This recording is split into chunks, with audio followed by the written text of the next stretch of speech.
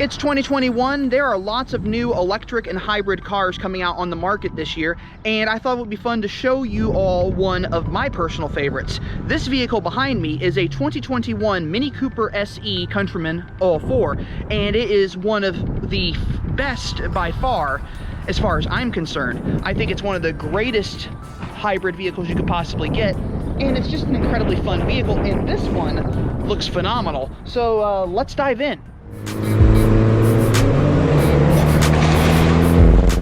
Now, of course, things have changed since the 2020 model year. The 2021 model year is definitely a much more aggressive looking vehicle, as you can see. This has the same styling that the rest of its siblings have, with the more aggressive front bumper, the very simplified front grille, the redesigned headlights, and this one's riding on something new. These are 17-inch wheels with some thicker sidewall tires, and they're in black. Now, these were available in silver on the Cooper Countryman at one point. Mini decided to make them in black and offer them on all the new Countrymans, and strangely enough, I really like the look of this. This is definitely a really kind of rugged look almost. Gives it more of an upright SUV quality, which is something that you haven't seen on any previous model year. Now, of course, on the inside, things have definitely changed as well. This one has the black pearl cloth leatherette interior, one of my favorites. It's actually made from recycled bottle caps, so really nice. It has the new digital dash. This one also has the 8.8-inch navigation screen. You'll notice it has the previous model year's shifter. This is from the 2019 model year. That's because the Countryman SE Hybrid uses a 6-speed automatic versus an 8-speed automatic. Now, before you all get disappointed about the fact that it's using a 6-speed automatic, hear me out. That's actually the perfect transmission for this car, because under the bonnet here is a 1.5-liter 3-cylinder turbocharged motor, putting out 134 horsepower and 162 foot-pounds of torque. Now, the electric motor is an 87 horsepower, 121 foot-pounds of torque, and it drives the rear wheels of the car. So to make this vehicle an all-4 with some clever computer technology, this car is front-wheel drive gas engine, rear-wheel drive electric motor, and combined an all-4 all-wheel drive vehicle. And it's amazing how they got the technology to work. But what's incredibly fun about this car is that you can run it in full electric mode for about 18 miles now. They've upped it from 12 miles of range. It's incredibly fun to drive in full electric mode because it is just driving the rear wheels. And that is something incredibly fun. I love experiencing that. Even with 87 horsepower, it's still a very fun motor for the electric side of this vehicle.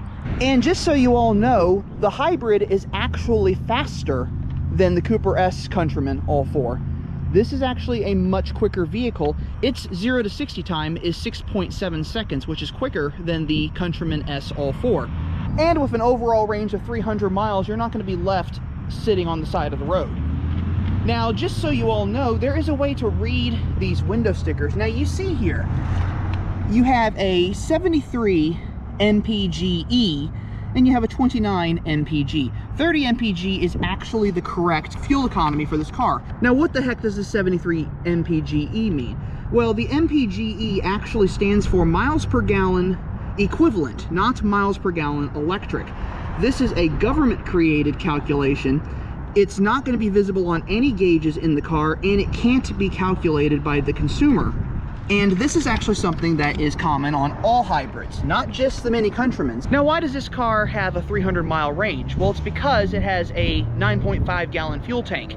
So your combined electric and gas fuel range is going to be 300 miles, give or take. Depends on how your driving is. Now, why is that the case? This car has a 10-kilowatt battery, which is actually an upgrade from the 2020 model year. So you're getting a better battery and you're getting improved electric-only range. So that is a huge bonus for the 2021 model year. Now, along with that upgraded battery, you also get an 8-year, 80,000-mile battery warranty. That is something very good to have, and most hybrid cars have a battery warranty, but I think this particular one is actually one of the longer warranties for these particular batteries. If you were to buy this car and have it for only about 3 or 4 years and you average 10 to 12,000 miles a year, you're not going to run out of warranty on that battery. So if anything goes wrong, you are covered for that amount of time. Now, of course, with anyone who's buying a crossover utility vehicle, cargo space is everything. And this one has some stuff here for charging purposes, but it has plenty of cargo space. In fact, if you folded the seats flat, you would have a nice amount of room in here, and there's storage underneath the load floor as well. This particular one also features a power close, power open hatch. In the back seat, you have plenty of room for 3 adults to sit comfortably for short trips, or 4 adults in this car in general to sit for longer trips. It's very comfortable, and the rear seat actually sits up a little bit higher than the regular Countryman because of the batteries mounted under the car. Now, with that increased height of the rear seat, headroom is a little bit less than it is in the regular Countryman models, but it's not less by much. I'm still fairly comfortable in here, but I still think maybe someone who was taller than me might be a little cramped. But if you're sitting back like this, you probably have enough room, and I don't think you're going to have an issue with that too much. Now, here's something that I don't know if any of you have ever asked. Why is it that the newer Minis have headrests like this? Well, this is because if they were up, like so, your visibility out the back is reduced. So if you're the one driving the car and there's no one else in the car, leave it flat and you have plenty of visibility out the back of the car. This is something they started doing with the 3rd generation Minis, and I am actually a huge fan of this. I really think this is nice because what they started doing with the 2nd gen Minis toward the end of their production cycle is they started making the headrests fixed in place up like this, which meant that it blocked your view. And the only way to fix that was to either remove the headrests, fold the seats flat, or remove the pins that were holding these headrests locked in the upper position and then lower it, which you really didn't want to do. So they did this as a way of solving that problem. Now, before you think you're not getting much with this car because it's a hybrid, this is a signature trim. It's a mid-range, which means you're getting quite a bit of stuff here. You got the panorama sunroof, you got the Sirius navigation, you got Apple CarPlay, the navigation system, you got everything in here. You got the piano black interior trim, you got some nice chrome on the outside, you got the black wheels. Effectively, you have a lot of stuff in this car, and at $43,000, that's actually pretty decent money for a hybrid, especially a hybrid crossover. So we're going to take this car for a little bit of a drive, but I'm going to do something different. Rather than drive it in full hybrid mode, where it's gas and electric on the whole time, I'm going to shut off the gas motor and drive it exclusively in electric, just to show you how much fun this car actually is. Now, one more thing I wanted to mention before I start the drive is if you have navigation in your hybrid or electric car and you push this and you actually put in your destination here, the car will be able to give you the best optimized route to your destination. Doesn't matter where you're going. If it's the same destination you go to every single day, it will give you the optimized route so that you use the least amount of fuel or electricity as possible, which is something very unique to this car. Basically, it uses satellite technology. It can tell where you are and what the terrain is and adjust accordingly. That is a really cool system and something worth trying out. Now, a friend of mine also told me that when you have a navigation destination in the system, this ring here will count down to your turn. But the other cool thing is navigation will actually put your directions up here in the head-up display. These are just some of the little quirks that make the Mini a very interesting vehicle. Anyway, let's take that drive. So to get this car into full electric mode only, we switched the toggle switch down by the ignition switch to max E drive, which means the car is effectively running in full electric mode. So put the car in drive, and we are now driving in full electric. And in that setting, it will do the same kind of hum that the electric Mini does. Now, I just switched it to electric sport, so we are now in max E drive with sport mode on. We're gonna have a lot of fun here. We have 42 miles before we have to fill up and recharge, before we have to fill up. we have 13 miles of electric range available on this car right now. Now, you all remember I did a video a few weeks back on the X2 versus the Countryman, and my opinion was that the Countryman is far better. And my opinion still stands. The Countryman is far better, even though I've had some people disagree with me that think the X2 is better. It's really a matter of personal preference. I liked the way the Countryman drove. It felt more compliant, it felt more responsive, it felt more connected, and that's something that the BMW just didn't feel to me. It did not feel as connected, didn't feel as... There's a word I'm trying to think of, I can't think of, but it just didn't feel as great to me as the Countryman did. So therefore my decision was that the Countryman was better. And if you want to disagree with me, you are more than welcome to do so. But just know that this is the MINIAC, and I will always say that the Mini is a far better vehicle. We're hopping on the Miriam Loop, we're in Max eDrive Sport mode, and let's see what this electric hybrid has. We're driving just the rear wheels, 87 horsepower, driving those rear wheels, 121 torque, going 55, and rounding the corner.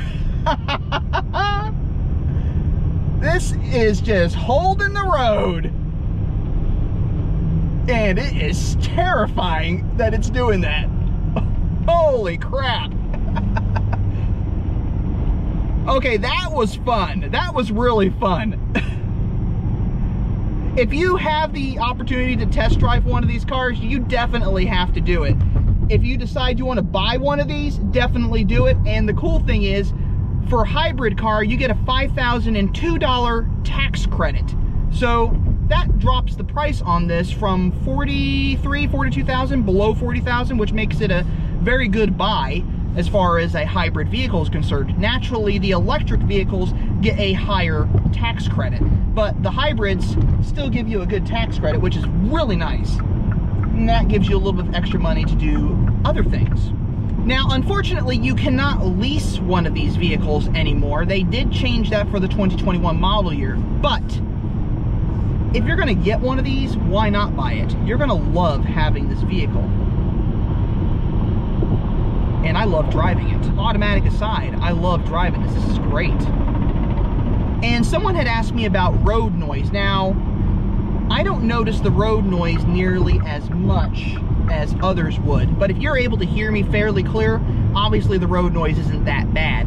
The fact that this car has full frame doors means that there's more of a seal here, so you're getting less wind intrusion into the vehicle. And if you're going to be one of those people who doesn't want the road noise in because you want to listen to your music, this car has Harman Kardon sound system. So it has like 16 speakers in this thing. So you're going to have some great music playing out of your speakers and enjoying your drive. Or, if you're like me, you have the windows rolled down so you can hear the exhaust.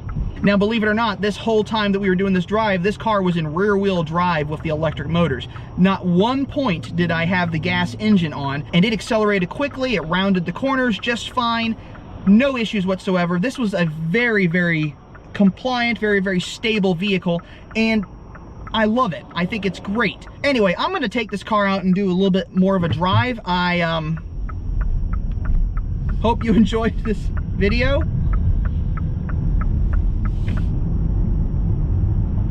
Holy crap.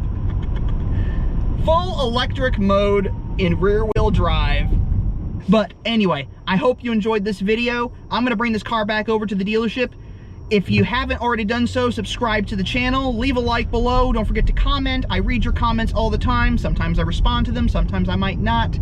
You never know. But I'm just gonna remind you all before I let you go that life is too short to drive a boring car. So do what I'm doing. Drive a Mini. I'll see you all in the next video.